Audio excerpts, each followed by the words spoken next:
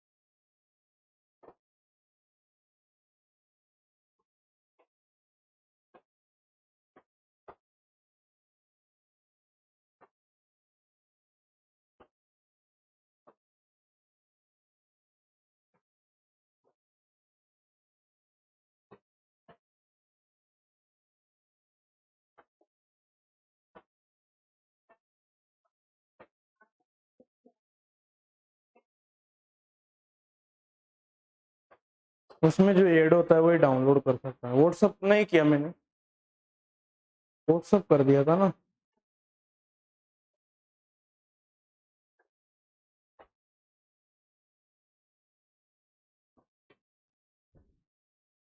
ठीक है, तो अपन ने वेक्टर अलजेब्रा वाला पार्ट कंप्लीट कर लिया था। आप लोगों को क्वेश्चंस भी दिए थे, आई होप आप लोगों ने किए होंगे और लगभग क्वेश्चंस उनमें सोल्व हो गए होंगे। अगर किसी एक आध क्वेश्चन में प्रॉब्लम है तो उस प्रॉब्लम को अपन लास्ट में लेंगे। ठीक है, नया टॉपिक स्टार्ट करते हैं और बहुत ही इंपॉर्टेंट पार्ट है डिफरेंशियल कैलकुलस। और इस पार्ट से प्रत्येक एग्जाम में क्वेश्चन पूछे जाते हैं। हालांकि डिफरेंशियल कैलकुलस, इंटीग्रल कैलकुलस और फंडामेंटल थ्योरम पूरा का पूरा एक इंटीग्रेटेड पार्ट है। तीनों का एक दूसरे के साथ आपको रिलेशन डिफाइन करना आना चाहिए, एक साथ आगे चल के यूज होंगे ये।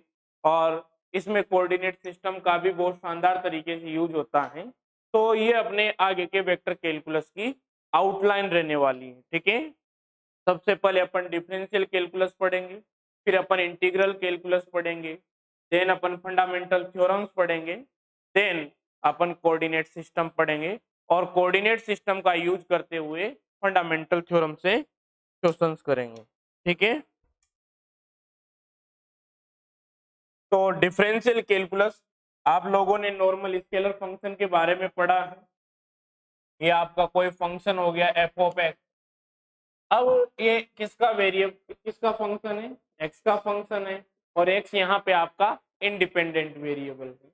तो अगर आपको डीएफ लिखना है तो आप क्या लिखेंगे? Df upon dx into dx. इस प्रकार से लिख सकता हूँ या नहीं लिख सकता? बिल्कुल ऐसा लिखा जा सकता है। तो जब आप डेरिवेटिव को इस प्रकार से लिखते हैं, चेंज को इस प्रकार से लिखते हैं, तो आप क्या कहते हैं कि एक्स में स्मॉल चेंज करने पे जो आपका फंक्शन है उसमें भी चेंज होता है। और यहाँ पे जो आपका प्रोपोर्शनैलिटी कांस्टेंट है, बिकॉज आप कहते हैं कि आप जब एक्स में चेंज करेंगे तो यहाँ पे फंक्शन में भी चेंज होगा। दैट मीन्स आप इस रिलेशन को डिफाइन कर रहे होते हैं एक्चुअली। और जब आप यहाँ पे प्रोपोर्शनैलिटी का साइन हटता है तो यहाँ पे प्रोपोर्शनैलिटी कांस्टेंट आता है। तो ये प्रोपोर्शनैलिटी कांस्टेंट होता है, ये हमें क्या बताता है? ये हमें बताता है कि x के मान में चेंज करने पे कितना तेजी से, how rapidly the function of the function will change, कि x के मान में आपने चेंज किया तो कितना तेजी से आपके फंक्शन के मान में चेंज हो। ठीक है, अगर ग्राफिकली देखें तो ये आपका फंक्शन की एक्सिस हो गई, ये आपकी एक्स एक्सिस हो गई। ठीक है, तो इसमें जब आप देखते हैं तो आप पाएंगे इस प्रकार से आपने कोई भी कर्व ड्रॉ कर दिया। तो यहाँ पे किसी भी पॉइंट पे अगर आप टेंजेंट ड्रॉ करते, जैसे आपने यहाँ पे टेंजेंट ड्रॉ की, तो इस टेंजेंट की जो स्लोप होगी, ध्यान से समझिएगा, इस टेंजेंट की जो स्लोप होगी उसको आप किस प्रकार से देंगे, एम बराबर कैसे लिखते आए अभी तक आप, एम बराबर टेन थीटा बराबर कितना होता है, अगर ये y होता x होता dy अपॉन dx ही लिखते आए हैं तो यहाँ पे क्या लिखेंगे df अपॉन, तो जो आपका प्रोपोर्शनलिटी कांस्टेंट होता है वो आपके एपेक्स कर्व में स्लोप को रिप्रेजेंट करता है, उस टेंजेंट की स्लोप को रिप्रेजेंट करता है। ये बेसिक है जो आप अब तक पढ़ते आए हैं, जब आप डेरिवेटिव पढ़ना स्टार्ट करते हैं तो वहां पे पढ़ाया जाता है अवकलन पढ़ाने के दौरान, ठीक है, बट अपना इंटरेस्ट इसमें नहीं है। अपना इंटरेस्ट है कि तो आपने केवल नॉर्मल बात की। अब अपन जनरलाइज डेरिवेटिव की बात करना चाहते हैं जो एक्स डायरेक्शन में भी होगा, वाई डायरेक्शन में होगा, जेड डायरेक्शन में होगा, और वहां पे जो डेरिवेटिव होगा, जो डेरिवेटिव का ऑपरेटर होगा जिसे आप डेल ऑपरेटर के नाम से जानते हैं, आपने अपनी ग्रेजुएशन के दौरान भी पढ़ा है, वो वेक्टर की तरह ट्रीट करता है। जैसे आप लोगों ने इस प्रकार से पढ़ा होगा डेल ऑपरेटर आई के del upon del x plus J के del upon del Y plus के डेल अपॉन डेल जी। तो यहाँ पे अगर आप इसको ध्यान से देखते हैं तो ये भी क्या है, एक डिफरेंशियल ऑपरेटर ही है। ये भी किसका काम करने का काम करेगा, ये आपकी कोई भी फिजिकल क्वांटिटी होगी उसको डिफरेंशिएट करने का ही काम करेगा। तो यहाँ पे इस जनरलाइज डेरिवेटिव में अपन सबसे पहले ग्रेडियंट पढ़ेंगे। अगर किसी स्केलर फंक्शन पे से डेल को ऑपरेट किया जाता है तो इसे आप बोलते हैं grade F, gradient of F.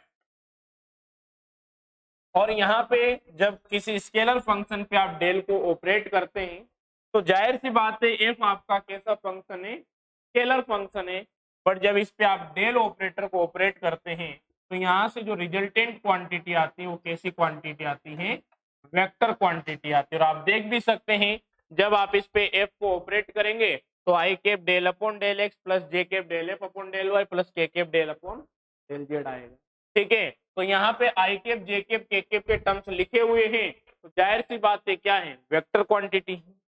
जब आप अब डेल आपका ऑपरेटर है, किसी वेक्टर के साथ इसको मल्टीप्लाई करते हैं, ऑपरेट करते हैं, तो दो पॉसिबिलिटीज है। एक तो आप डॉट ऑपरेशन के साथ ऑपरेट कर सकते हैं, सेकंड पॉसिबिलिटी बताइए सर, आप यहाँ पे क्रॉस ऑपरेशन के साथ ऑपरेट कर सकते हैं। ये दोनों पॉसिबिलिटीज आपकी, जब आप डॉट ऑपरेशन के साथ ऑपरेट करते हैं तो इसे आप डाइवर्जेंस कहते हैं,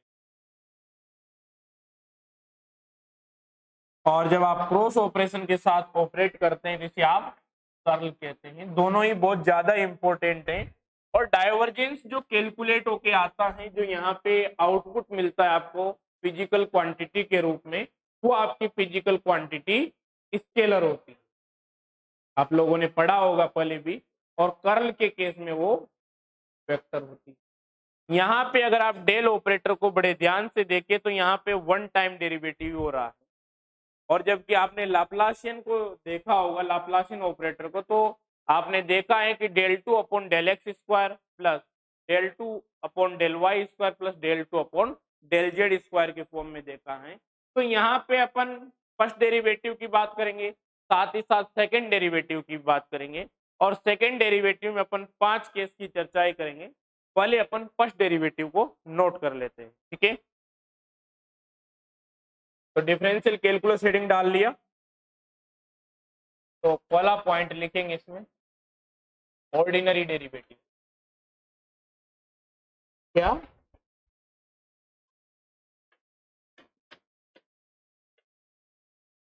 नया टॉपिक है, समझ में आ जाएगा, कोई दिक्कत नहीं। तो ऑर्डिनरी डेरिवेटिव के बारे में बात करते हैं।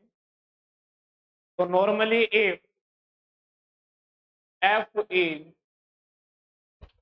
X is the function of one variable x, x का फंक्शन है, देन df बराबर df अपॉन dx इंटू, ठीक है, where df upon dx proportionality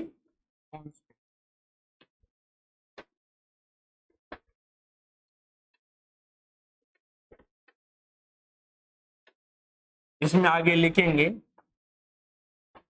it tell us, it tell us how rapidly, कितना तेजी, how rapidly the effects will change, will change on change the value of x की value change करेंगे तो fx की value कितना तेजी से change होगी, उसको आपको df अपॉन dx रिप्रेजेंट करता है। ग्राफिकली अगर आप देखना चाहते हैं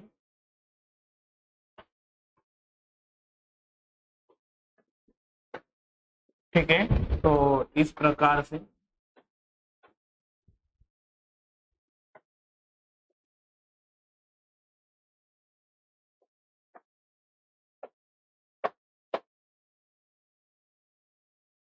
ये आपने टेंजेंट ड्रॉ कर दी,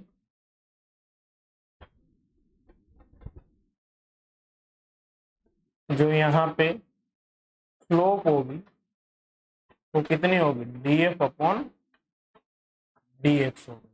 और जाहिर सी बात है आप यहाँ पे देख सकते हैं कि टेंजेंट की स्लोप चेंज होगी, आपको बता रही है कि x के मान में वेरी करने पे फंक्शन की वैल्यू किस प्रकार से चेंज हो रही है। ठीक है, कर लीजिए नोट।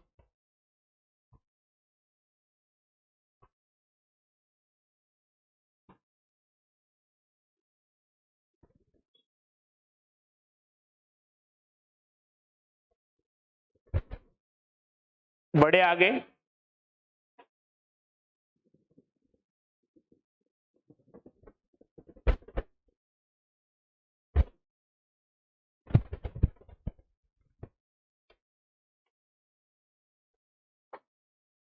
सेकंड पॉइंट हेडिंग डालेंगे ग्रेडियंट।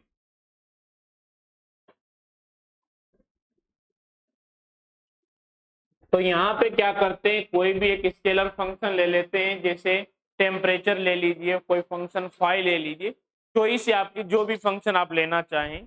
तो जैसे मान लिया मैंने यहाँ पे let t x comma y comma z, आपने कोई स्केलर फंक्शन ले लिया टी, जिसकी जो किस पे डिपेंड करता है, एक्स वाई और जेड पर डिपेंड करता है। यहाँ पे आप डी टी बराबर क्या लिख सकते हैं, del T upon del x d x plus del T upon del y d y plus del T upon del z और डी जेड लिख सकते हैं, नो प्रॉब्लम सर। यहाँ पे आप जानते हैं कि जब आप एक्स बी एक्स प्लस ए वाई बी वाई प्लस ए जेड बी जेड लिख सकते हैं, तो उस टर्म को आप एक्स आई के प्लस का ए वाई जे के प्लस का ए जेड के डॉट बी एक्स आई के plus B Y j cap plus का बी जेड के भी लिख सकते हैं। इसमें आपको कोई कंफ्यूजन नहीं होना चाहिए। ठीक है, तो यहाँ पे सेपरेट कर देते हैं, del T upon del X आई के plus del T upon del Y के plus del T upon del Z के। यहाँ पे आपने डॉट ऑपरेशन अप्लाई किया, ठीक है, और यहाँ पे लिख दिया डी एक्स आई के प्लस का D Y j cap plus का डी जेड। क्या ऐसा लिख सकते हैं क्या, बिल्कुल। अब यहाँ से इसको आप बोल दीजिए डेल टी। कुछ गुरुजन यहाँ पे वेक्टर भी लगा देते हैं, हालांकि जरूरत नहीं होती है यहाँ पे वेक्टर लगाने की, तो मैं यूज नहीं करता हूँ। यहाँ पे आपने डेल टी लिख दिया, और इसको तो आप जानते हैं बखूबी, क्या लिखते हैं इसको, क्या ऐसा लिख सकते, नहीं लिख सकते। पहली बार तो इसको एमटीआर लगा लीजिए, काफी जगह काम आ जाता है।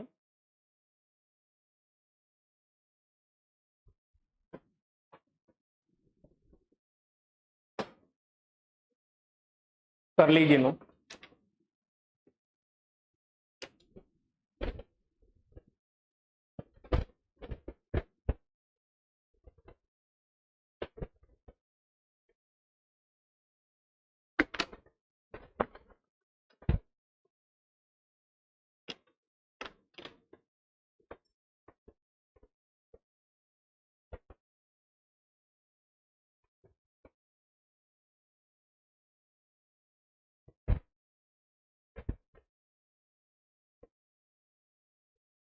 यहां पे लिखेंगे where del T is equals to, यहाँ पे आई के del upon del x plus J के del T upon del Y plus के del T upon del Z आप लिख देते हैं, नो प्रॉब्लम। यहां से आप इस टी को बाहर भी निकाल सकते हैं, तो यहाँ पे आ जाएगा आई के del upon del x plus का जे के del upon del Y plus के डेल अपॉन डेल, और इस पे आपने ऑपरेट कर दिया टी को। तो जो ये लिखा हुआ है इसको आप लिखते हैं ग्रेड टी भी लिखा जाता है, इसे ग्रेड टी इस प्रकार से भी इसे बोला जाता है। जो डेल टी है इसको आप ग्रेड टी भी बोलते हैं, ठीक है।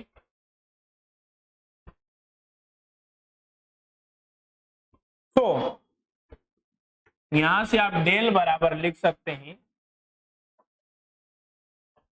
आई के del upon del x plus J के del upon del Y plus के डेल अपॉन डेल जी, और यही है आपका डिफरेंशियल ऑपरेटर और डेल ऑपरेटर।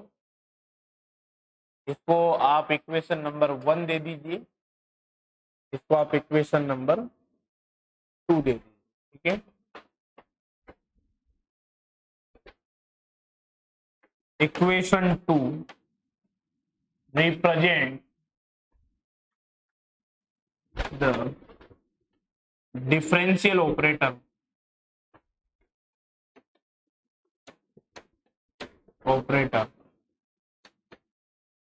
और डेल ऑपरेटर।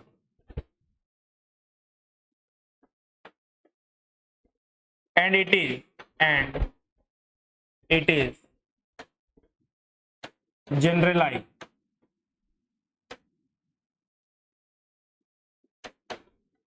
डेरिवेटिव। तो इसमें आप i cap j cap k cap के कंपोनेंट्स देख सकते हैं, बट स्टूडेंट्स ये क्या है, एक ऑपरेटर है, तो इसको आप वेक्टर की तरह ट्रीट मत कीजिएगा, ठीक है। ऐसा नहीं है कि आपको परमिशन है कि आप इसको वेक्टर की तरह ट्रीट करके, जैसे आप क्रॉस प्रोडक्ट करते हैं, जैसे आप डॉट प्रोडक्ट करते हैं नॉर्मली, उन सिस्टम यहाँ पे बहुत सी बार अप्लाई नहीं भी होते हैं। जब अपन दूसरे कोऑर्डिनेट सिस्टम की बात करेंगे तो वहां पे फिर चीजें बदल जाएगी, ठीक है। क्लियर हो गया। अब यहाँ पे ज्योमेट्रिकल मीन की बात करते हैं, मीन, ठीक है। तो आइए सभी का ध्यान बोर्ड पे होना चाहिए। यहाँ पे अपन क्या कर लेते हैं, दो सरफेस बना लेते हैं, एक सरफेस ये बना ली और एक सरफेस ये बना ली, और बोल देते हैं इस सरफेस पे जो भी आपका स्केलर फंक्शन है उसकी वैल्यू कांस्टेंट है, और यहाँ पे कुछ डिस्टेंस पे आपने दूसरा जो आपने सरफेस बनाई है इस पे भी क्या है, जो भी आपका स्केलर फंक्शन है उसकी वैल्यू यूनिफॉर्म है। दैट मीन्स ये दोनों की दोनों सरफेस क्या है, लेवल सरफेस है। और लेवल सरफेस का जो आपने एग्जांपल देखा है इक्यू पोटेंशियल सरफेस, समविभव पृष्ठ के बारे में आप पढ़ते थे, तो क्या होता था कि ऐसी सरफेस जिसके एवरी पॉइंट पे पोटेंशियल इक्वल हो तो उसे आप बोलते हैं इक्यू पोटेंशियल सरफेस, ठीक है। तो इसी प्रकार से इन जनरल इनको लेवल सरफेस बोला जाता है। ये टी ले लिया आपने और यहाँ पे टी प्लस डी टी आपने ले लिया, ठीक है। इस प्रकार से ये डी आर और ये आपका यहाँ पे एंगल थीटा बोल दी, ठीक है। तो आप लोगों ने फ्रॉम इक्वेशन नंबर 1 पे आ जाते हैं। यहाँ पे आपने लिखा है डी टी बराबर del t dot d r vector. इसको अगर आप ओपन करते हैं तो यहाँ पे डेल टी का मैग्नीट्यूड लिखा जाएगा, यहाँ पे डी आर वेक्टर का मैग्नीट्यूड लिखा जाएगा और cos थीटा का मैग्नीट्यूड लिखा जाएगा। यहाँ से अपन क्या कैलकुलेट कर सकते हैं, जो आप ग्रेडियंट कैलकुलेट करते हैं उस ग्रेडियंट का मैग्नीट्यूड कैलकुलेट कर सकते हैं। और जैसे ही आप इस डायग्राम को देखेंगे तो यहाँ से आप डायरेक्शन बता सकते हैं। जाहिर सी बात है, जब भी किसी स्केलर फंक्शन का आप ग्रेडियंट लेंगे तो वो क्या आएगी, एक वेक्टर क्वांटिटी आएगी, और एक वेक्टर क्वांटिटी को रिप्रेजेंट करने के लिए आपको दो थिंग्स की रिक्वायरमेंट होती है, एक तो उस वेक्टर क्वांटिटी का magnitude and second is direction. ठीक है, first of all we are going to talk about magnitude.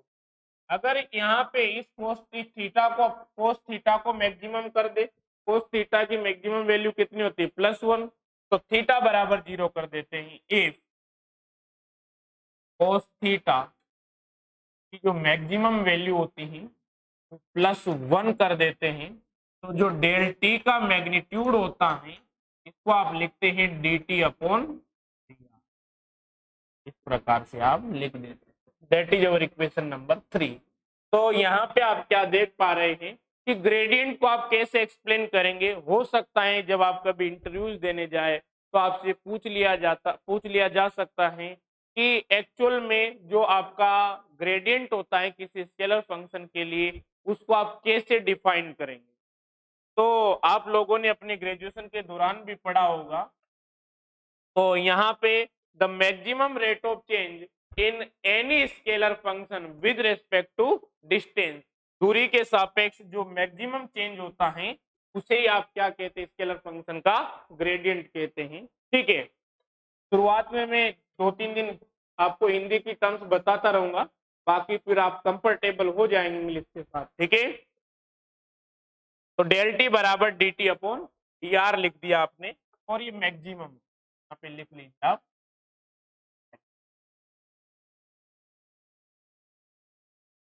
तो यहाँ पे लिखेंगे so the magnitude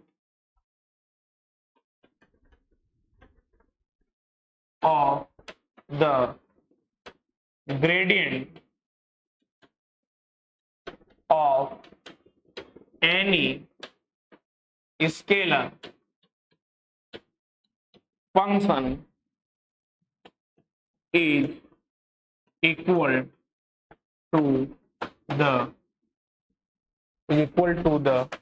maximum rate of change in scalar function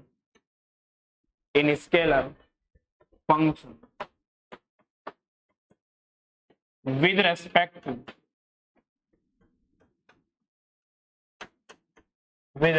to distance।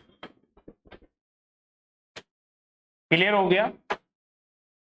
और जब आपने थीटा को 0 किया है, ध्यान से देखिएगा, आपने डेल टी को डिफाइन करने के लिए थीटा को 0 किया है, थीटा को 0 करेंगे तो इस पॉइंट पे जो आपकी डेल टी की डायरेक्शन होगी वो क्या होगी, रेडियल डायरेक्शन में होगी। दैट मीन्स इस पॉइंट पे नॉर्मल के अलोंग होगी, परपेंडिकुलर होगी। होगी या नहीं होगी, बिल्कुल होगी। तो जो नॉर्मल की जो आपके ग्रेडियंट की डायरेक्शन होती है वो उस पॉइंट पे प्रेजेंट नॉर्मल के अलोंग होती है। ठीक है, और बहुत ही इंपॉर्टेंट कॉन्सेप्ट है, आपसे बार बार कोई भी सरफेस दे दी जाएगी, ऐसा टीआईएफआर में पूछा गया है, जेस्ट में भी पूछा गया है, गेट में भी पूछा गया, सीएसआर नेट में भी पूछा गया है।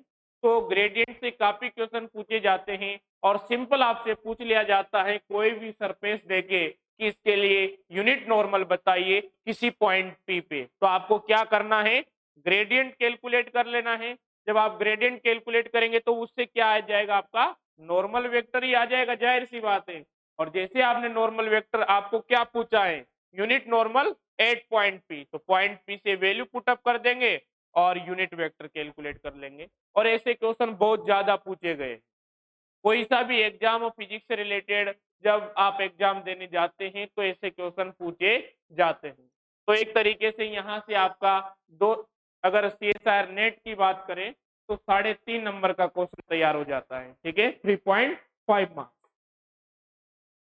कर लीजिए, डायरेक्शन के बारे में बात कर लेंगे।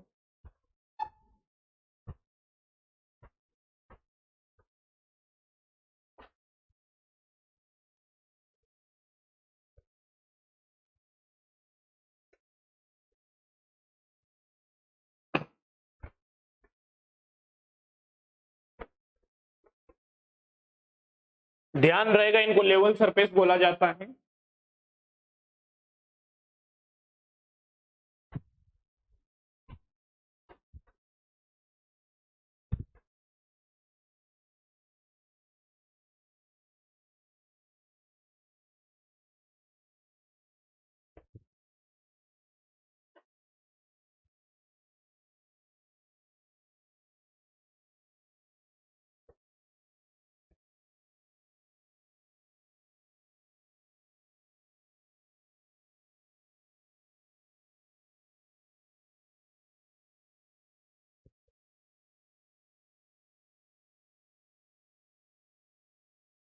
कर लीजिए नोट।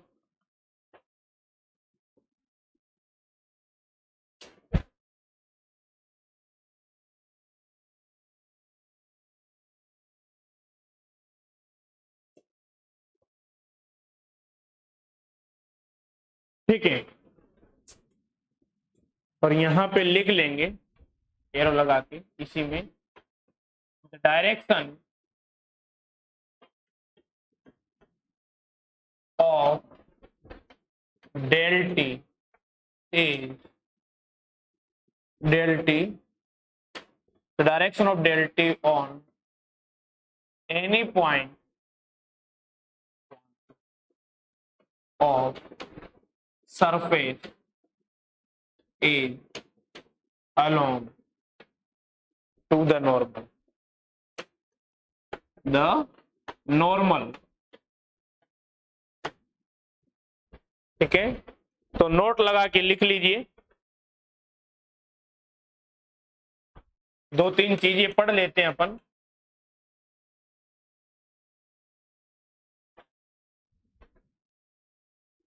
तो सबसे इंपॉर्टेंट थिंग तो कि जो ग्रेडियंट होता है वो किसको रिप्रेजेंट करता है, नॉर्मल वेक्टर को रिप्रेजेंट करता है। सेकंड थिंग, यहाँ पे अपन बात करेंगे डायरेक्शनल डेरिवेटिव के बारे में, ठीक है, कि आखिरकार डायरेक्शनल डेरिवेटिव क्या होता है। एंड देन अपन बात करेंगे इक्वेशन ऑफ टेंजेंट प्लेन के बारे में, ये भी काफी पूछा गया है और दो तीन बार पूछा जा चुका है। बहुत सी बार आपसे कहा जाता है कि इक्वेशन ऑफ टेंजेंट प्लेन बताइए, और आई थिंक जेस्ट में क्वेश्चन पूछा गया है, तो इस पे भी अपन चर्चा करेंगे। तो तीन इसमें अपन पॉइंट लिखने वाले हैं, तो वन बाय वन लिखते हैं। First, del t represents normal vector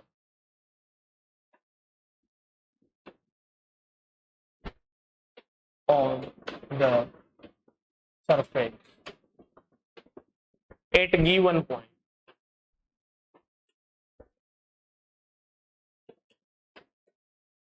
second, यहां पे डायरेक्शनल डेरिवेटिव की बात करेंगे और इसका मीनिंग सिंपल है। आपने क्या किया, किसी भी स्केलर फंक्शन का ग्रेडियंट कैलकुलेट किया, बिल्कुल सर, कोई स्केलर फंक्शन है फाई, उसका हमने ग्रेडियंट कैलकुलेट कर लिया। अब आपको क्या कहा जाता है, कोई भी वेक्टर दे दिया जाएगा, उस वेक्टर की डायरेक्शन में इसका प्रोजेक्शन लीजिए, मतलब डॉट प्रोडक्ट कीजिए। तो डेल फाई डॉट, अब किसी भी वेक्टर की डायरेक्शन में प्रोजेक्शन लेना होता है तो आप क्या करते हैं, उस वेक्टर का क्या लेते हैं, यहाँ पे यूनिट वेक्टर लेते हैं। डॉट प्रोडक्ट में आपको जो प्रॉपर्टी लिखवाई थी तब मैंने पढ़ाया था। तो यहाँ पे आप क्या लिखेंगे, एक लिखेंगे, लिखेंगे नहीं लिखेंगे। और इस टोटल टर्म्स को ही आप क्या कहते हैं, डायरेक्शनल डेरिवेटिव कहते हैं। आपसे पूछा जाएगा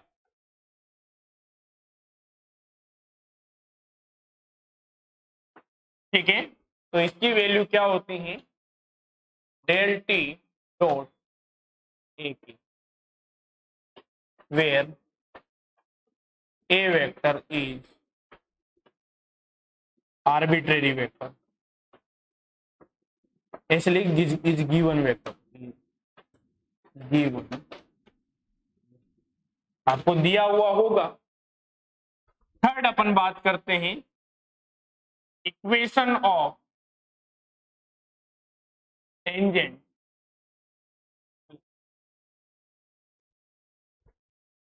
तो टेंजेंट प्लेन की इक्वेशन के बारे में बात करते हैं।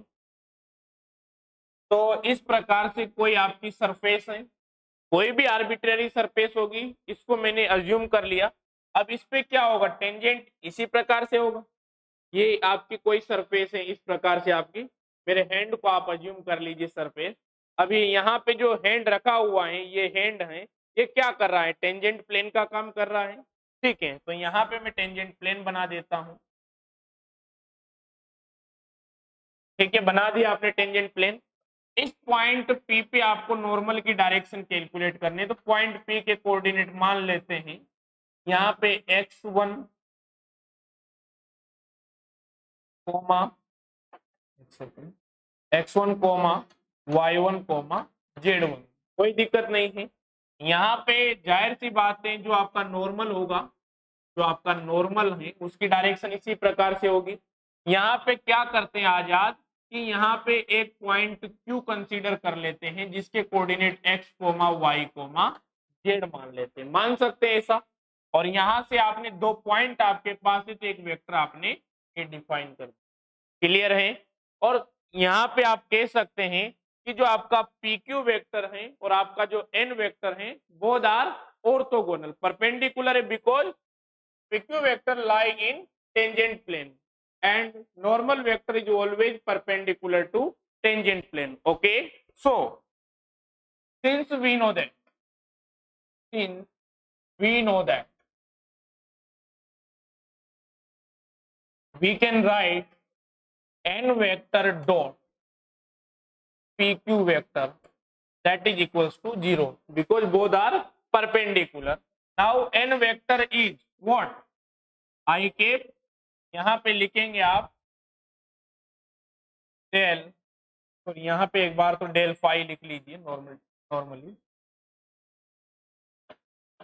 तो यहाँ पे आपने डेल फाई लिखा एक बार के लिए तो, और यहाँ पे डॉट, पहले इसको आप लिखते हैं तो आपके पास दो पॉइंट्स हैं और दो पॉइंट्स के लिए वेक्टर लिखना मैंने आपको बताया है।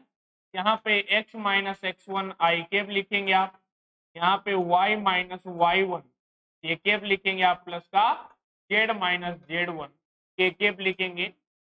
अगर आपको पता नहीं है तो आप याद रख लीजिएगा इन फ्यूचर। और आप जानते हैं डेल फाई को आप किस प्रकार से लिखते हैं, i cap del phi upon del x plus J cap del phi upon del Y plus के cap del phi upon del z. Okay, and their dot product x minus x1 i cap plus y minus y1 j cap plus z minus z1 and that is equals to 0. The dot product of I cap with I cap is 1, J cap with J cap 1 and K cap is K cap with K cap 1, otherwise 0. Okay, तो यहां से आप लिख सकते हैं x minus x1 यहाँ पे del phi upon del x at point P की आप बात कर रहे हैं, प्लस यहाँ पे y माइनस y1 और यहाँ पे del phi upon del y at point P plus यहाँ पे आप लिख सकते हैं z minus z1 and del phi upon del z at point P that is equals to 0. Okay,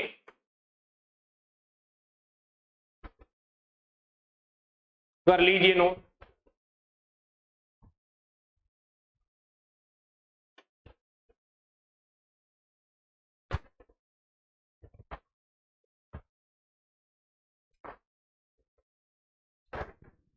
तो जब भी आपसे इक्वेशन ऑफ टेंजेंट प्लेन की बात करेंगे तो आपको पॉइंट दिया जाएगा और फंक्शन दिया जाएगा, तो आपको क्या करना है, x1 y1 z1 की वैल्यू पुटअप करनी है and calculate del phi upon del x del phi upon del y and del phi upon del z.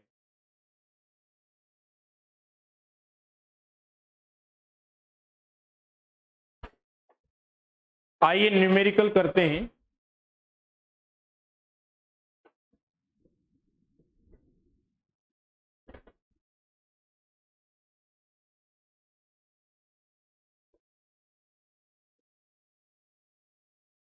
तो लिखिए if u is equals to x plus y plus z, v is equals to x square plus y square plus z square and w is equals to yz plus zx plus xy, yz plus zx plus का xy, then calculate scalar triple product of del u del v and del w, ये आपको calculate करना है। तो सबसे पहले आप क्या करेंगे, ग्रेडियंट कैलकुलेट करेंगे for u, then we will calculate gradient for v and for w, then we will calculate scalar triple product, and you know very well about scalar triple product.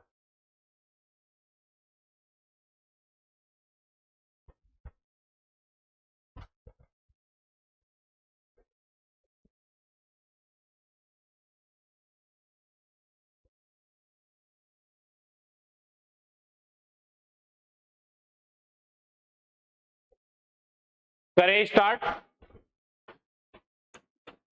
Solution की बात करते हैं। तो if we are going to talk del u, तो आई cap del u upon del x plus के cap del u upon del Y plus के cap del u upon del z, इस प्रकार से आप लिख सकते हैं। और यहाँ पे जब आप लिखेंगे तो कितना आएगा, i cap del u upon del x, इस फंक्शन का आप एक्स के रेस्पेक्ट में डिफरेंशिएशन करेंगे, वाई एंड जेड जीरो हो जाएंगे, एक्स का 1 हो जाएगा, ऐसा ही जे के साथ, ऐसा ही के साथ। That is the value of gradient of you, that is our equation number 1। Okay, 1 second.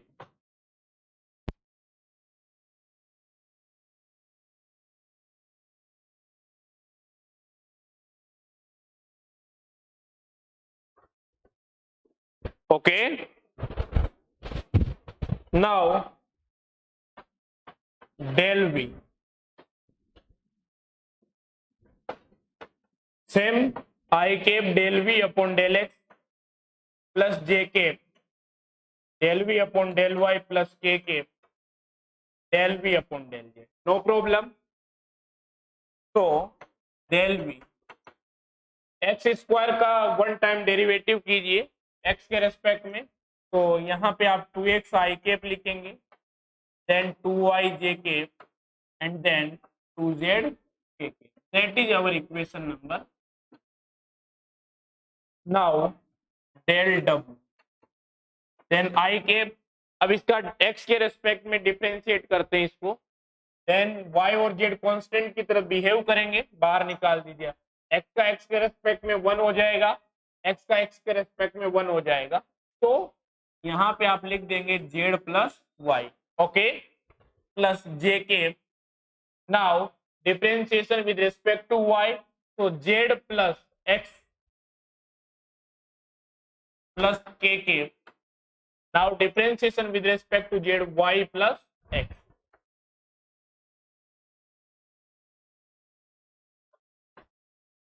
So del u, del v, del w, that is equals to 1 1 1 2x 2y 2z. No problem. There z plus y, z plus x and y plus.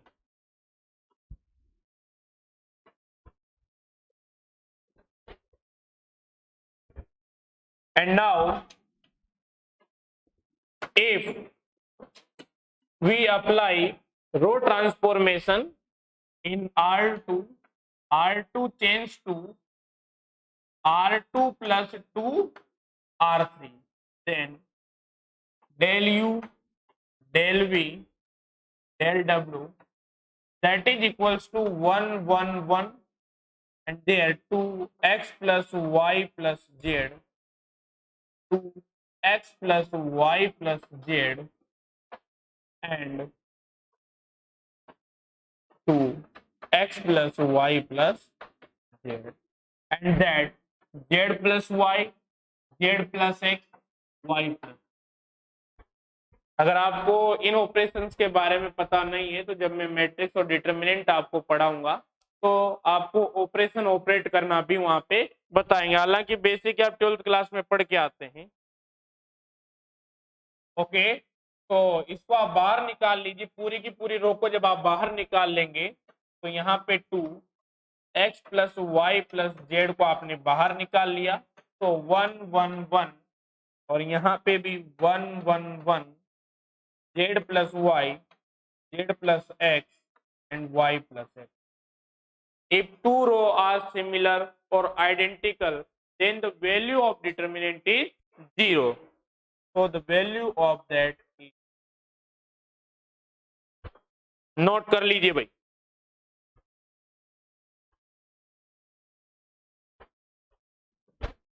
तो आपको assignment provide करा दिया है, उसमें आप लगभग 32 question कर सकते हैं और आज की क्लास के बाद ये डेटा बढ़ जाएगा। आई थिंक 50 तक आप अटेम्प्ट कर सकते हैं।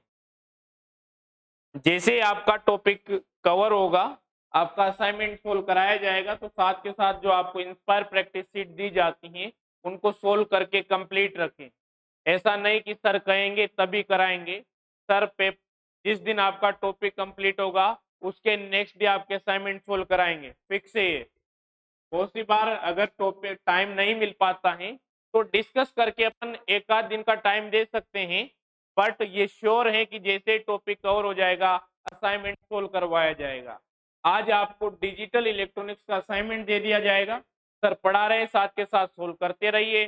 जैसे ही डिजिटल इलेक्ट्रॉनिक्स कंप्लीट होगी पूरा असाइनमेंट सोल्व करवा दिया जाएगा, ठीक है। तो फर्स्ट डे से ही जो आपको वर्क दिया जाता है उसको कंप्लीट करते रहें। आगे बढ़ते हैं।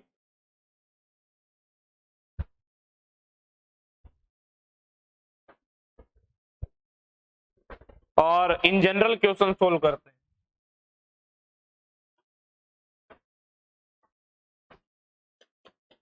कैलकुलेट आपको r की पावर n का ग्रेडियंट सोल्व करना है।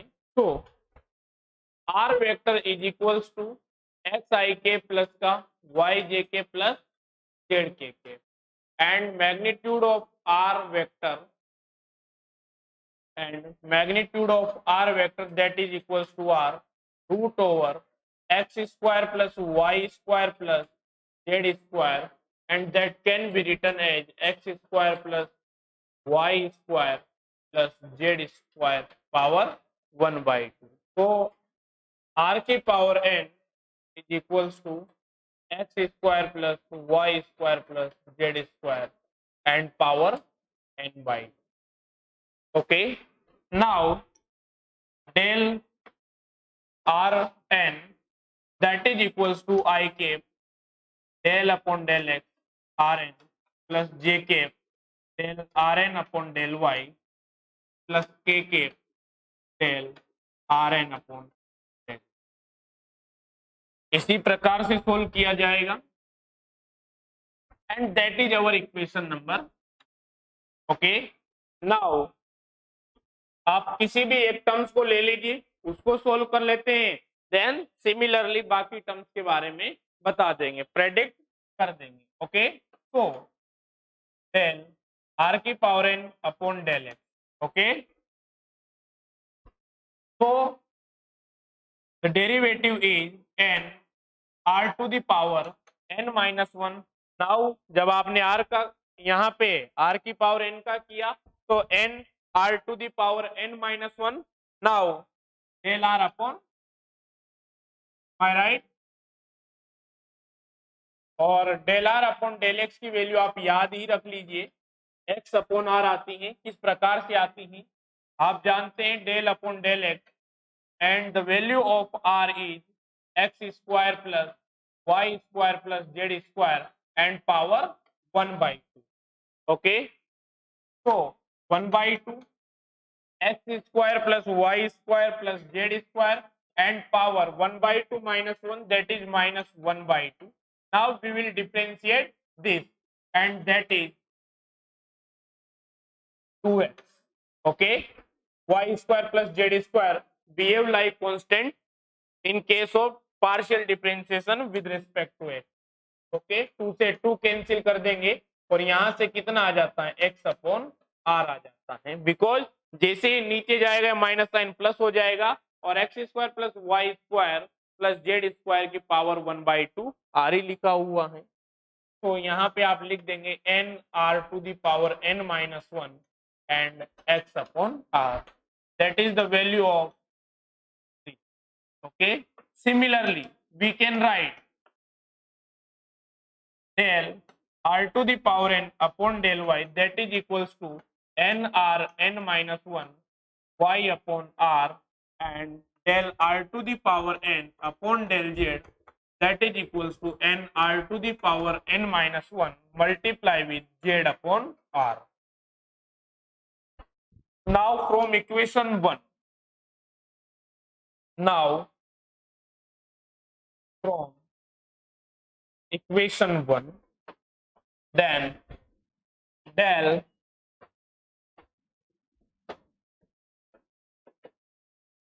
okay I cap nr n to the nr to the power n minus 1 x upon r plus j cap n r to the power n minus 1 multiply with y upon r plus k cap n r to the power n minus 1 multiply with z upon r. Okay. So del r to the power n constant terms को बाहर निकाल लेते, common ले लेते हैं, तो n r to the power n minus 1 और यहाँ पे 1 अपॉन r ऊपर जाएगा तो -1 पावर हो जाएगी और r की power n minus 1 multiply with r to the power -1 base equal है तो पावर ऐड हो जाएगी और यहाँ पे n की पावर r की पावर n माइनस 2 लिख दिया जाएगा और एक्स आई के plus Y j cap plus z के बनेगा जिसे आप क्या लिख सकते हैं आर वेक्टर लिख सकते हैं। That is the general formula. अब आप डिफरेंट डिफरेंट वैल्यूज के लिए बात कर सकते हैं, जो इंपॉर्टेंट है उनके लिए मैं बात कर लेता हूं। फर्स्ट ऑफ ऑल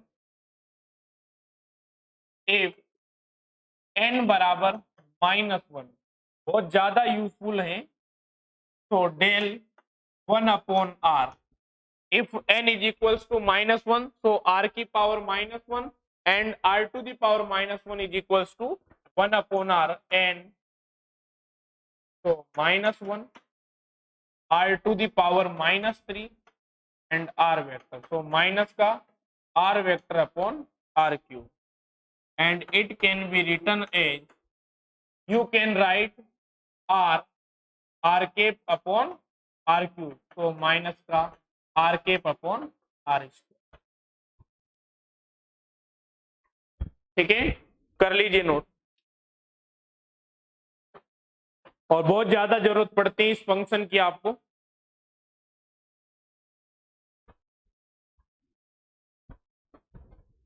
ऐसी फॉर्म कहां पे मिलती है r cap upon r square की, तो आप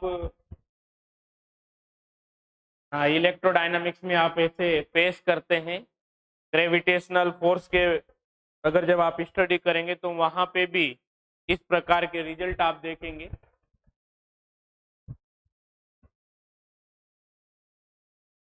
इसीलिए इंपॉर्टेंट है, फिजिक्स में कैलकुलेशन के दौरान बहुत ज्यादा यूज होता है। MTR लगा लीजिए। ओके,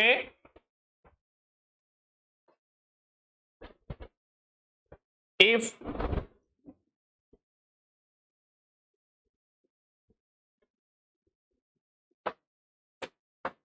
n बराबर 1 तो यहाँ पे आपने लिखा डेल r लिखा, नो प्रॉब्लम।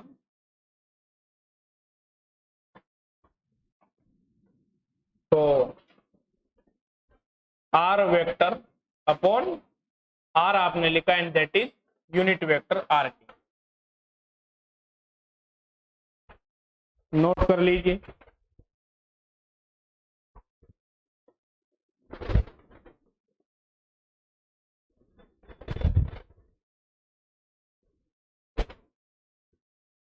आगे बढ़े, लिखिए question. A question, if r vector is a position vector and f vector is a constant vector then ये डेटा आपको याद भी रखना है, r vector dot f vector. तो ये डेटा आपको याद रखना है भैया, काम आ जाता है बहुत सी बार। तो करें solve. So we know that r vector is equals to xik plus yjk plus zkk and f vector is equals to fx ik plus fyjk plus fz kk. Okay, so r vector dot f vector, and that is equals to x fx, y fy, z fz. Okay, x fx plus y fy plus z fz. Okay, so del r vector dot f vector, and that is equals to I cap del upon del x. इसको मैं किसके equal बोल देता हूं भाई, phi के equal बोल देता हूं, plus j cap del phi upon del Y plus k cap del phi upon del. Okay, and the differentiation of phi with respect to x. तो if we talk derivative about x, तो देख लीजिए यहाँ पे x f x, y f y, z f z, तो ये दोनों terms तो बिहेव करेंगे एज अ कांस्टेंट. यहाँ पे एफ एक्स भी क्या है, component of a constant vector. तो एफ एक्स की वैल्यू में भी कोई चेंज नहीं होगा, तो एक्स का एक्स के रिस्पेक्ट में कितना हो जाएगा, 1 हो जाएगा. आप लिखेंगे एफ एक्स आई के plus F Y j cap plus F Z के के. Okay, that is del r vector dot f vector, and that is equals to f vector.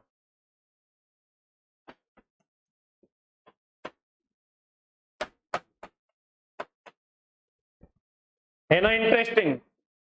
तो याद रखना है कि आप ग्रेडियंट कैलकुलेट करते हैं r vector dot f vector का, and if f vector is a constant vector, then the f vector will repeat as result. Okay, और ये पूछा गया है एग्जाम में भी.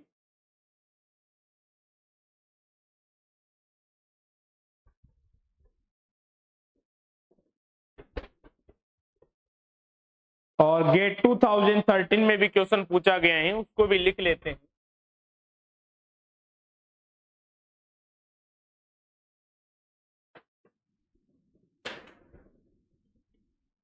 लिखिए question, if a and b are two constant vectors, if a and b are two constant vectors,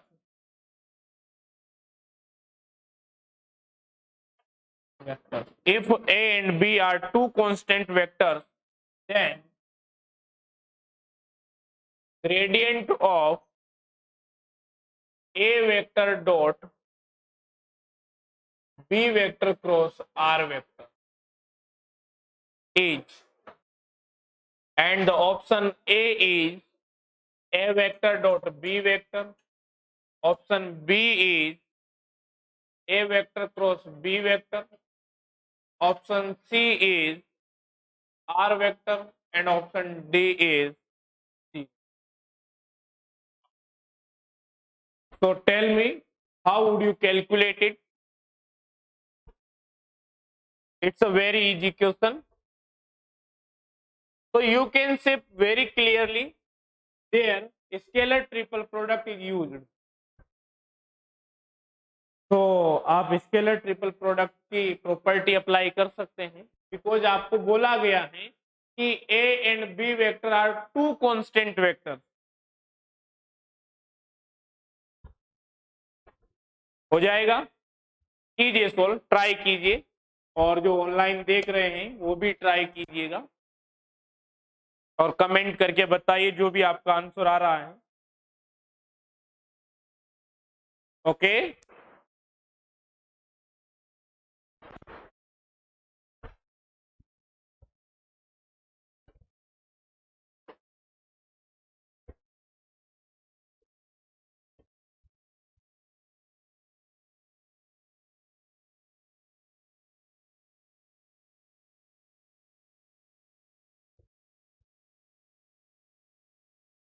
तो listen very carefully. Okay, you have studied in the properties of scalar triple product that you can change the position of dot and cross. The value of scalar triple product is remains unchanged. So a vector cross b vector dot r vector, इस प्रकार से लिख सकते हैं, लिख सकते नहीं लिख सकते. And let a vector cross b vector that is equals to p vector. भाई जाहिर सी बात है, वेक्टर प्रोडक्ट से एक नया वेक्टर आएगा, उसको आपने पी बोल दिया। So del a vector dot b vector cross r vector that is equals to del, यहाँ पे इस ऐसा लिख सकते हैं आप, और इसको P vector dot R vector प्रकार से आप लिखेंगे, ठीक है। And P vector is also constant vector because P vector is the product vector product of two constant vector, and if P vector is constant vector and r vector is position vector, then gradient of p vector dot r vector will be equals to p vector. So del a vector dot b vector cross r vector, okay, that is equals to a vector cross b vector because we assume p vector is equals to a vector cross b vector, okay. काफी ज्यादा student इसको गलत करके आए थे because उन्होंने पहले इसको कंपोनेंट्स फॉर्म में लिखा, और कंपोनेंट्स फॉर्म में जब आप लिखेंगे तो इसका आंसर फिर 0 ला देते हैं बाद में।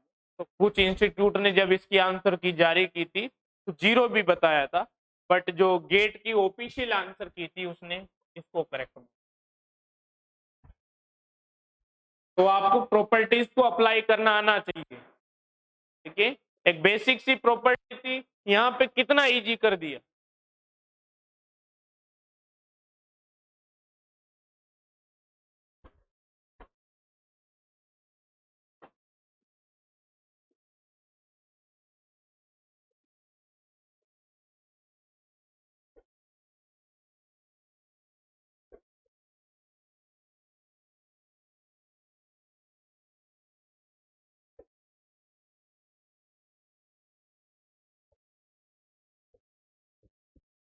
लिख लिया। तो नेक्स्ट क्वेश्चन की बात करते हैं जो कि जेस्ट में पूछा गया है।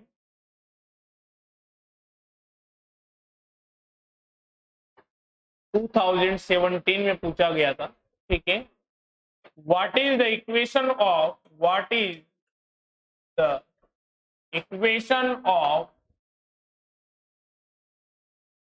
Tangent, what is the equation of plane which is tangent to the surface, which is tangent to the surface x y z बराबर 4 at point 1,2,2। ऑप्शन लिख लीजिए, ए ऑप्शन लिख लीजिए भाई, x plus 2y plus 4z equal to 12। B option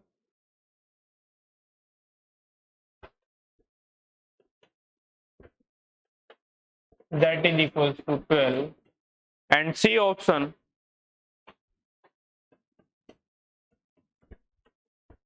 and the D option is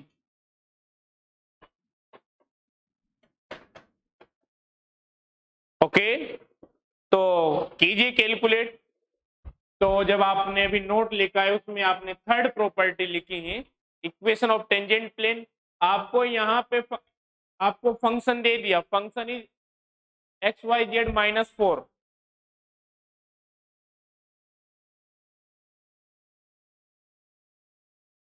here x y z is equals to 4, so phi x comma y comma z can be written as x y z -4, ठीक है। इस प्रकार से आप लिख देते हैं तो आपके पास फंक्शन भी है, आपके पास पॉइंट भी है, तो आपको टेंजेंट प्लेन की इक्वेशन करने में कहाँ दिक्कत है। और किस में पूछा गया है, जेस्ट के एग्जाम में पूछा गया। जेस्ट का एग्जाम बहुत ही शानदार आता है।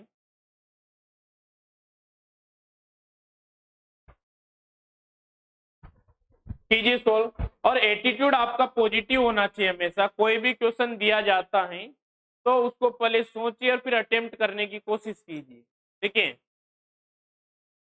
तो now equation of tangent plane and that is x minus x1 del y upon del x at point P plus y minus y1 del phi upon del y at point P plus z minus z1 del phi upon del z at point P and that is equals to 0. This is the equation of tangent plane. तो यहाँ पे अगर बात करते हैं 1 1 2 है, point 1 2 2 है, तो x माइनस 1 और यहाँ पे आप del phi upon del X calculate करेंगे तो यहाँ पे वाई जेड आएगा और 2 इंटू 2 कितना हो जाएगा 4 हो जाएगा प्लस y माइनस 2 लिखेंगे आप del phi upon del Y calculate करेंगे तो यहाँ पे एक्स जेड आएगा and the value of x is 1 and the value of z is 2, तो यहाँ पे आप 2 लिखेंगे प्लस यहाँ पे z माइनस 2 लिखेंगे and del phi upon del z is equals to xy and the value of x is 1 and the value of y is 2. So we will multiply with 2 and that is equals to 0. So 4x minus 4 plus 2y minus 4 plus 2z minus 4 that is equals to 0. Okay. तो यहाँ पे आप लिख देंगे 4x plus 2y plus 2z and that is equals to 12. So 2x plus y plus z and that is equals to 6 and the option D is correct answer. इस प्रकार के question exam में पूछे जाएंगे तो कर पाएंगे नहीं कर पाएंगे?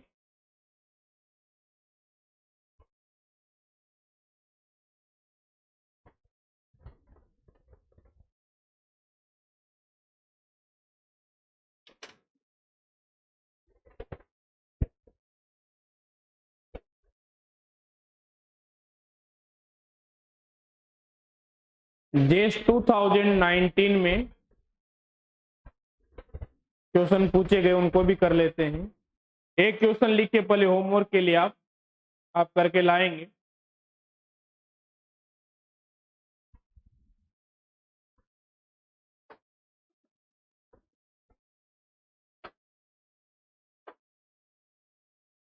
ओके, लिखिए question, calculate the value of m and n, calculate the value of m and n, bracket में लिखेंगे which are constant, which are, ठीक है, calculate the value of m and n such that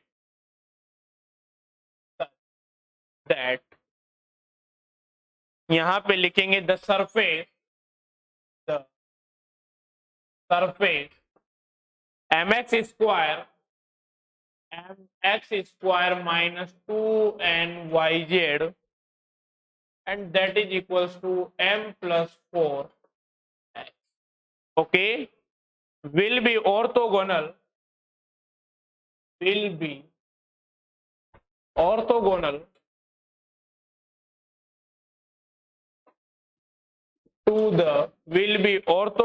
to the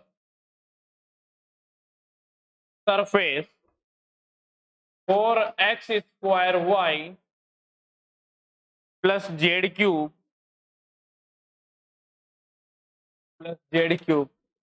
and that is equals to 4.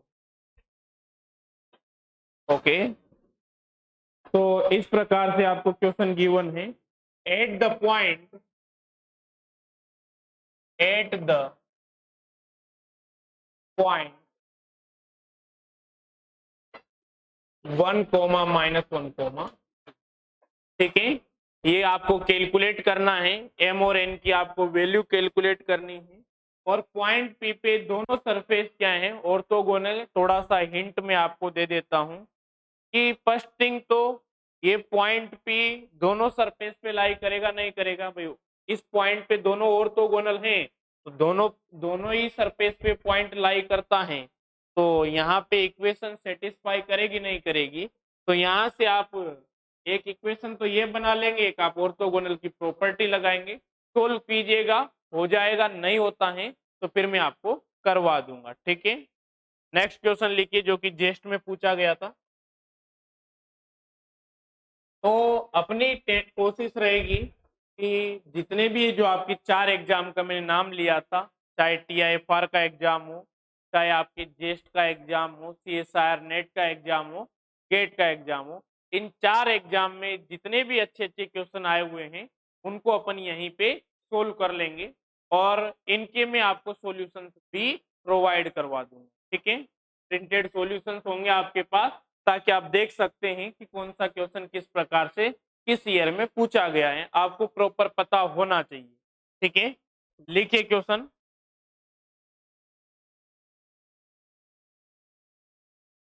Which one of the following which one of the following which one of the following vector which one of the following vector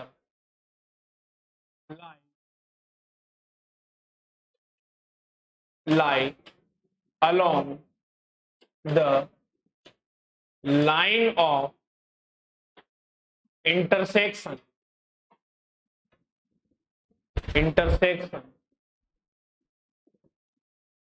of the two planes of the two planes and the plane is x plus 3y minus 5 minus z that is equals to 5. Okay, 2x plus 2x minus 2y plus 4z and that is equals to 3. So option A is 10ik minus 2jk plus 5kk. Option B is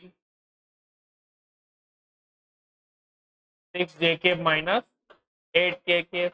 Option C is 10ik plus 2jk plus 5kk. And option D is minus 5k. ये आपको दो surface दी गई है जो कि orthogonal है, आपको vector calculate करना है जो इनके लाइन ऑफ इंटरसेक्शन के अलोंग लाई करता है। कैसे किया जाएगा भाई, एनी आइडिया? ये सिचुएशन कैसी है, सोचिए। तो ध्यान से देखिएगा, एक प्लेन इस प्रकार से एक प्लेन है आपका, ठीक है, और एक दूसरा प्लेन आप इस प्रकार से बोल देते, दोनों क्या कर रहे हैं, इंटरसेक्ट कर रहे हैं, सिंपली समझ रहे हैं अपन। और आपसे आपसे क्या पूछा गया है कि आपको ये वेक्टर बताना है।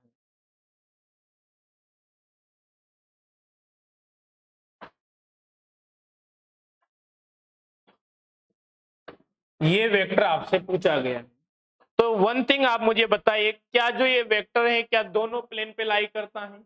जाहिर सी बात है, इंटरसेक्शन जो लाइन होती है दो प्लेन की, इस प्रकार की सिचुएशन है तो इंटरसेक्शन लाइन दोनों ही प्लेन पे लाई करती हैं। इस प्लेन के लिए अपन नॉर्मल वेक्टर कैलकुलेट करेंगे तो इस प्लेन से परपेंडिकुलर होगा, वो क्या होगा आपका n1 होगा। इससे आप कैलकुलेट करेंगे नॉर्मल वेक्टर, वो क्या होगा n2 होगा, जो किससे परपेंडिकुलर होगा, इस प्लेन से परपेंडिकुलर होगा। If it is plane P1, if it is plane P2, okay. तो आप कह सकते हैं कि इस प्लेन में जितने भी वेक्टर लाई करते हैं, जितने भी यहाँ पे वेक्टर होंगे वो सब क्या होंगे, n1 के साथ परपेंडिकुलर। जाहिर सी बात है, अगर मेरे हैंड को आप प्लेन मान लेते हैं तो इस हैंड में जैसे पेन रखा हुआ है, दिख रहा होगा आपको, ये पेन रखा हुआ है, अब इससे कोई परपेंडिकुलर वेक्टर है, नॉर्मल वेक्टर, तो ये पेन उससे क्या होगा, परपेंडिकुलर ही होगा। आप ऐसे रख दे, पेन को ऐसे रख दे, कैसे भी रख दे, वो क्या होगा, परपेंडिकुलर ही रहेगा।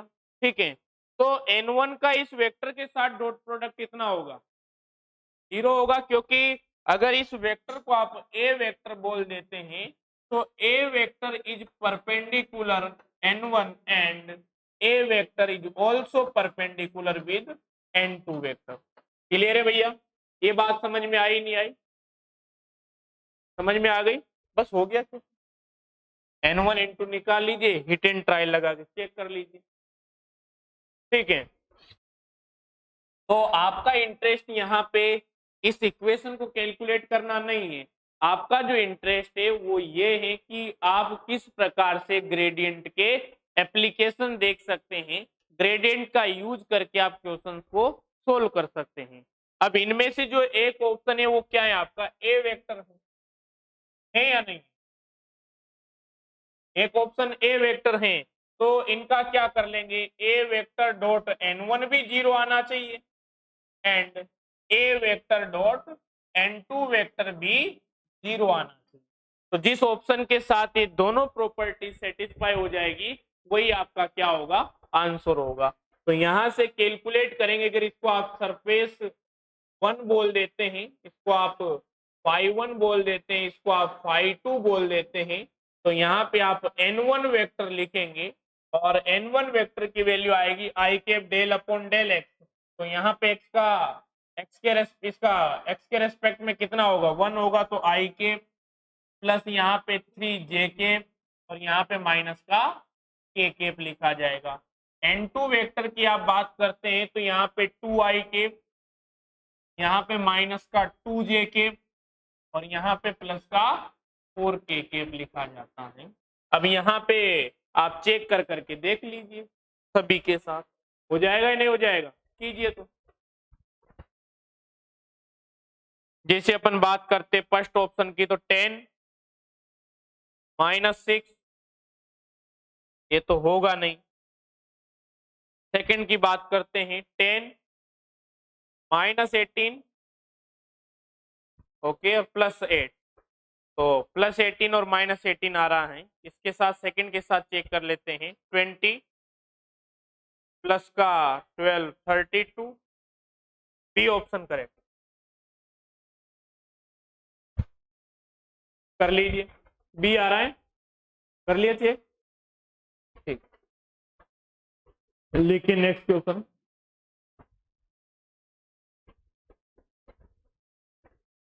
टू 2019 में 2 क्वेश्चन पूछ लिए गए यहीं से, तो लिखिए जेस 2019 में जो क्वेश्चन आपसे पूछा गया था,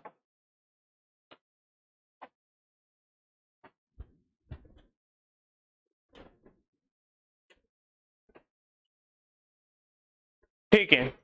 what is the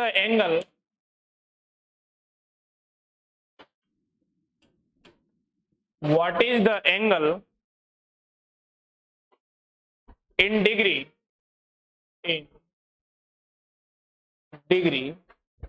between the surface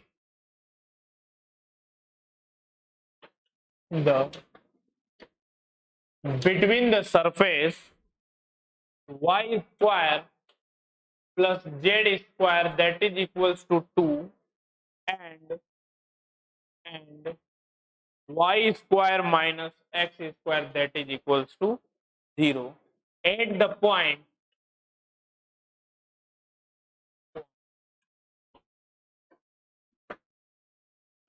है आपका -1 +1। तो न्यूमेरिकल आंसर टाइप में था, आपके गेट और जेस्ट के एग्जाम में जो क्वेश्चन पूछे जाते हैं वो एनएटी भी पूछे जाते हैं, न्यूमेरिकल आंसर टाइप। तो आपको ऐसे क्वेश्चन की प्रैक्टिस भी होनी चाहिए। कर लीजिए नोट।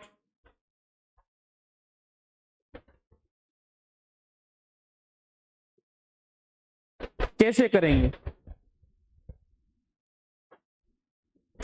बताइए नमन,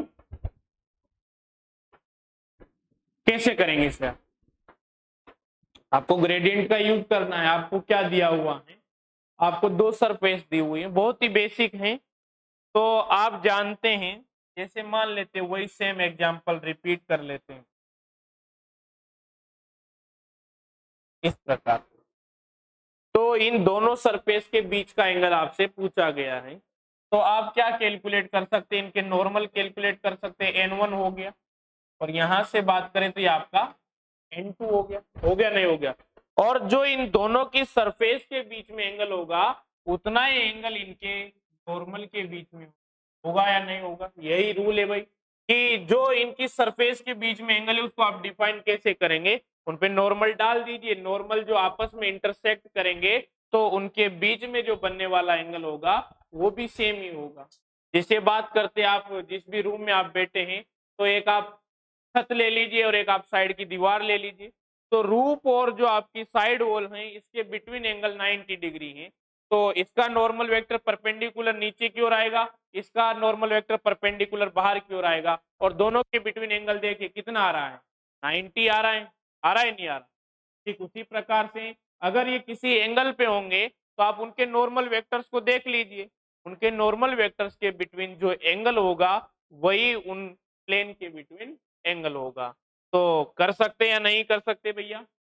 अब यहाँ पे आप क्या कर सकते हैं, कोस, यहाँ पे कोस थीटा बराबर n1 n2 आप कैलकुलेट कर लेंगे, तो यहाँ पे n1 vector dot n2 vector लिखेंगे अपॉन, यहाँ पे आप लिखेंगे n1 वेक्टर का मैग्नीट्यूड n2 वेक्टर का मैग्नीट्यूड। एंगल कैलकुलेट करना सिखाया था जब डॉट प्रोडक्ट बताया था, थीटा बराबर इस प्रकार से कोस इनवर्स लिख दिया जाएगा।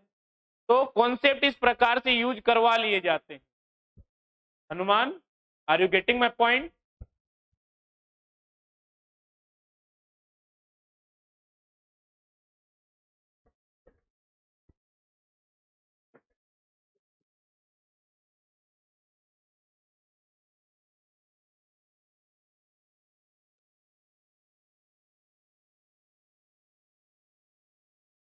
ओके,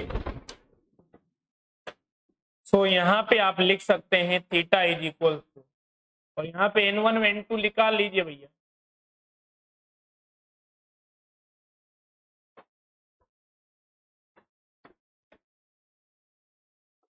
यहाँ पे n1 वेक्टर की आप बात करते हैं तो 2i प्लस 2z आएगा, 2i i 2i j के प्लस यहाँ पे लिखा जाएगा 2z के, और यहाँ पे एंड n2 वेक्टर की आप बात करते हैं तो यहाँ से माइनस का 2x i के प्लस का 2i j के लिखा जाएगा, एंड एट पॉइंट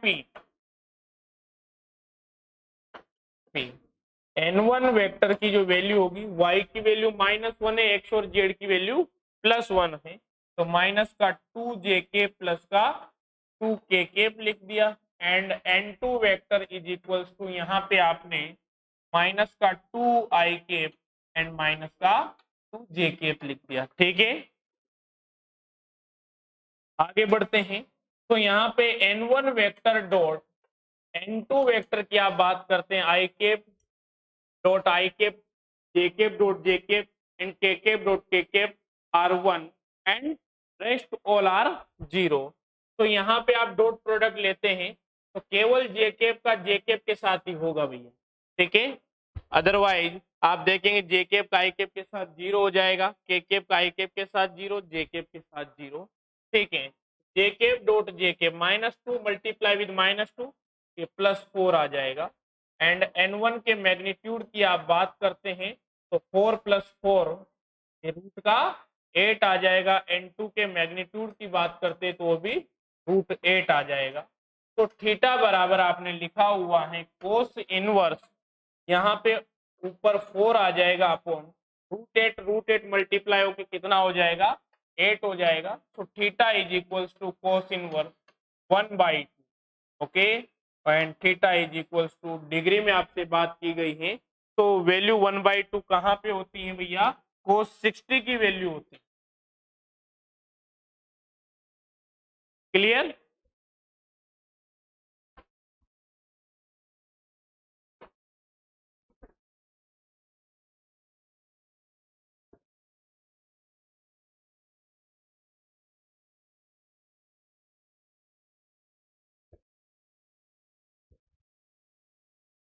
थोड़ा सा अपन कर्ल के यहाँ पे सॉरी डाइवर्जेंस के बारे में समझ लेंगे, कल उसको केवल अपना नोट करने का काम रहेगा, ठीक है। तो हेडिंग डाली डाइवर्जेंस।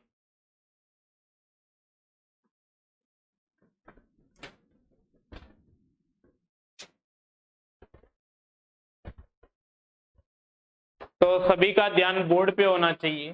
3 डायमेंशन में आपके पास कोई भी वेक्टर है तो ए वेक्टर को आप कैसे लिखते हैं, एक्स आई कैप प्लस ए वाई जे कैप प्लस ए जेड कैप, ठीक है।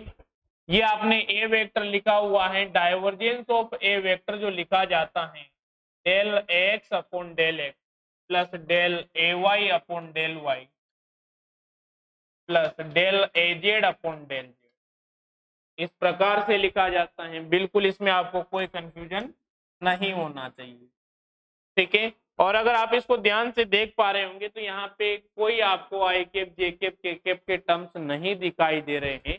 दैट मीन्स एक कैसी फिजिकल क्वांटिटी है, एक स्केलर फिजिकल क्वांटिटी है। क्लियर है? तो एक बात फर्स्ट थिंग आपके माइंड में होना चाहिए कि यहाँ पे जो आप कैलकुलेट करते हैं ये आपके स्केलर, और इस प्रकार से आप डाइवर्जेंस कैलकुलेट करते हैं। सर डाइवर्जेंस का मीन क्या होता है, इसका ज्योमेट्रिकल मीनिंग क्या होता है, फिजिकल मीनिंग क्या होता है, इन सभी के बारे में अपन चर्चाएं करेंगे। तो सबसे पहले तो अपन इसके ज्योमेट्रिकल मीन के बारे में चर्चा करेंगे कि आखिरकार इसका ज्योमेट्रिकल मीन क्या है। ज्योमेट्रिकल मीन है तो किसी भी वेक्टर फील्ड का जब आप डाइवर्जेंस कैलकुलेट करते हैं तो डाइवर्जेंस जो होता है उस वेक्टर फील्ड की स्प्रेडनेस को रिप्रेजेंट करने का काम करता है। वेक्टर फील्ड का मतलब तो समझते हैं ना सब। जैसे दी बेस्ट एग्जांपल की बात की जाए वेक्टर फील्ड की, तो आप लोग सब इलेक्ट्रोडायनामिक्स पढ़ के आए हैं, तो आप देखते हैं कि कोई भी आपका रेस्ट चार्ज है, या आपने रेस्ट चार्ज प्लस चार्ज रख दिया या माइनस चार्ज रख दिया, चॉइस है आपकी। तो यहाँ पे क्या होता है, इसके आसपास के पूरे रीजन में एवरी पॉइंट पे क्या होती है, इलेक्ट्रिक फील्ड की वैल्यू डिफाइन होती है। तो इस प्रकार के सिस्टम को आप क्या कहते हैं, फील्ड कहते हैं। कि यहाँ पे आप देखेंगे तो यहाँ पे भी आपको इलेक्ट्रिक फील्ड की वैल्यू मिलेगी, यहाँ पे एवरी पॉइंट पे यहाँ पे क्या हो रहा है, आपके इलेक्ट्रिक फील्ड की वैल्यू डिफाइन है। तो जाहिर सी बात है पूरे के पूरे फील्ड में आपकी वैल्यू डिफाइन है, तो इसको आप क्या कह देते हैं, वेक्टर फील्ड कह देते हैं। जैसे आप स्केलर में कोई फंक्शन ले लिया करते थे और उस फंक्शन की वैल्यू डिफाइन किया करते थे, ठीक है। निगाहें बोर्ड पे होनी चाहिए, ठीक है। तो फील्ड का कॉन्सेप्ट समझ में आ गया। तो ज्योमेट्रिकल मीन क्या बताता है कि जब भी आप किसी वेक्टर फील्ड के लिए डाइवर्जेंस कैलकुलेट करते हैं तो उसका मतलब होता है कि आप कैलकुलेट कर रहे हैं कि जो आपका वेक्टर फील्ड है इसकी स्प्रेडनेस कितनी, इसमें फैलाव कितना है, ठीक है। अगर इस प्रकार जैसे प्लस क्यू चार्ज की वजह से देखते हैं तो आप देखते हैं फील्ड ऑफ लाइंस इस प्रकार से होती हैं।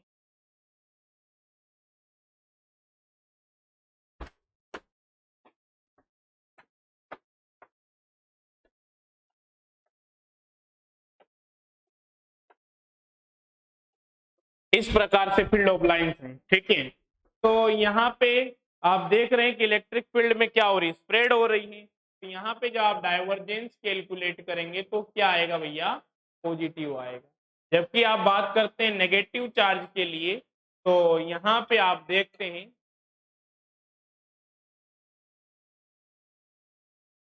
यहाँ पे क्या हो रहा होता है, नेगेटिव चार्ज पे सिंक हो रहा होता है कि इलेक्ट्रिक फील्ड ऑफ लाइंस की जो डायरेक्शन होती है क्या हो रही होती है, इस प्रकार से होती है। तो आपको यहाँ पे क्या फील हो रहा है कि एक ही पॉइंट पे आपकी सारी फील्ड ऑफ लाइंस आके सिंक हो रही है, ऐसा ही फील हो रहा है आपको। तो यहाँ पे डाइवर्जेंस तो डिफाइन होगा, स्प्रेडनेस तो है, बट क्या टेंडेंसी रख रहा है आपका वेक्टर फील्ड, सिंक होने की टेंडेंसी रख रहा है। तो यहाँ पे जो डाइवर्जेंस होगा वो क्या आएगा भैया, नेगेटिव आएगा। बात समझ में आई नहीं आई, क्लियर हुआ नहीं हुआ टॉपिक। कोई भी आपका कांस्टेंट वेक्टर है उसका डाइवर्जेंस 0 होता है, ठीक है। उसमें तो आपको कोई कंफ्यूजन नहीं होना चाहिए। अगर सिचुएशन कुछ इस प्रकार से है कि इस प्रकार से आपके वेक्टर फील्ड की वैल्यू इंक्रीज हो रही है, इस प्रकार से आपके वेक्टर फील्ड की वैल्यू टाइम के साथ इंक्रीज हो रही है, ठीक है, इस प्रकार से इंक्रीज हो रही है, तो इसको आपके यहाँ पे अगर आपसे पूछा जाए इस वेक्टर फील्ड के लिए डाइवर्जेंस बताइए, तो इस वेक्टर फील्ड का डाइवर्जेंस कितना होगा? नॉन जीरो होगा।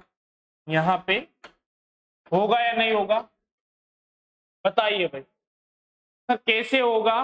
क्योंकि यहाँ पे भले ही डायरेक्शन चेंज नहीं हो रही है, बट यहाँ पे क्या हो रहा है, वेक्टर का मैग्नीट्यूड चेंज हो रहा है, और मैग्नीट्यूड चेंज हो रहा है, दैट मीन्स यहाँ पे डेरिवेटिव डिफाइन होगा। वन थिंग मैं चर्चा कर लेता हूँ, काफी ज्यादा बच्चों को कंफ्यूजन रहता है इसमें। कोई भी आपका वेक्टर फील्ड हुआ और इसको आपको डिफरेंशिएट करना है, मान लेते हैं टी के रेस्पेक्ट में इसको डेरिवेटिव करना है, तो यहाँ पे जो चेंज आएगा वो दो प्रकार से डिफाइन हो सकता है।